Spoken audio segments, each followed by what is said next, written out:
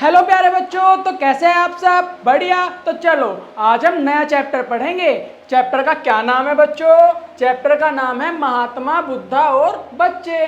कौन सा चैप्टर है बच्चों? ये 8वां चैप्टर है। इससे पिछली क्लास में हमने 7 चैप्टर पढ़े थे और उसका होमवर्क भी तो दिया था। क्या बच्चों आपने होमवर्क कंप्लीट किया? Very good. चलो बच्चों 8th चैप्टर पढ़ते हैं। ठीक है बच्चों, ये है एक कहानी। बच्चों ये बुद्धा और बच्चे, महात्मा बुद्धा और बच्चे। क्या नाम है चैप्टर का? महात्मा बुद्धा और बच्चे। इस चैप्टर को हम पहले पढ़ेंगे, फिर उसको साथ साथ समझते चलेंगे और उसके बाद अभ्यास भी तो करेंगे।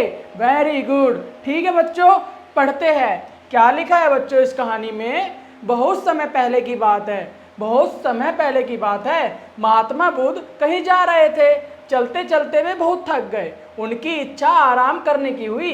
राह में उन्हें एक बगीचा दिखाई दिया। क्या दिखाई दिया रास्ते में उन्हें? एक बगीचा। Very good. जिसे देखकर उनके मन में विचार आया कि क्यों ना कुछ समय यहीं बैठकर विश्राम कर लिया जाए। यह सोचकर वे बगीचे में एक छायादार वृक्ष के नीचे बैठ गए, विश्राम करने लगे। उसी बगीचे में कुछ बच्चे खेल रहे थे। उन बच्चों की दृष्टि पेड़ पर लगे फलों पर गई। वे सभी उस पेड़ पर लगे फल को पत्थर मारकर तोड़ने का प्रयास कर रहे थे बच्चों। बच्चे ने इस बात से अनजान थे। बच्चे किस बात से अनजान थे? बुद्ध भी बच्चों पर ध्यान नहीं दे रहे थे। क्या बच्चों?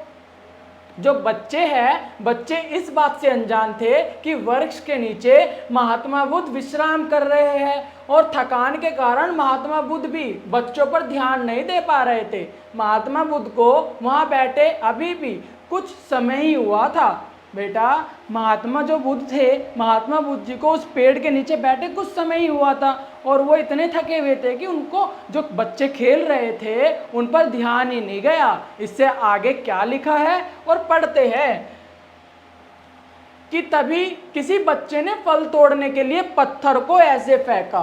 फेंकने के बाद वह पत्थर उनके सिर पर जा लगा।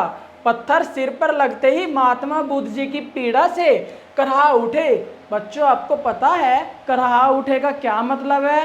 Very good. मतलब वो अपनी पीड़ा से, अपने दर्द से चिल्ला उठे। Very good. उनके सिर से रक्त की धार बह रही थी और वे घायल हो गए। रक्त की धार आपको पता है ना? Very good. रक्त की धार मतलब उनके सिर से रक्त निकलने लगा, ब्लड निकलने लगा। बहुत अच्छे।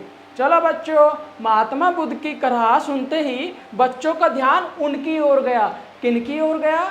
महात्मा बुद्ध जी की ओर गया। उनमें से एक बच्चे ने एक बार महात्मा बुद्ध को प्रवचन करते हुए देखा था। वह तुरंत उन्हें पहचान गया और बच्चों के द्वारा फेंके गए पत्थर से महात्मा बुद्ध के घायल हो जाने की बात जानकर सभी बच्चे बुरी तरह घबरा गए। जैसे ही बच्चे ने आम तोड़ने के लिए पत्थर मारा, वो महात्मा गांधी जैसे ही, अरे गलत हो गया।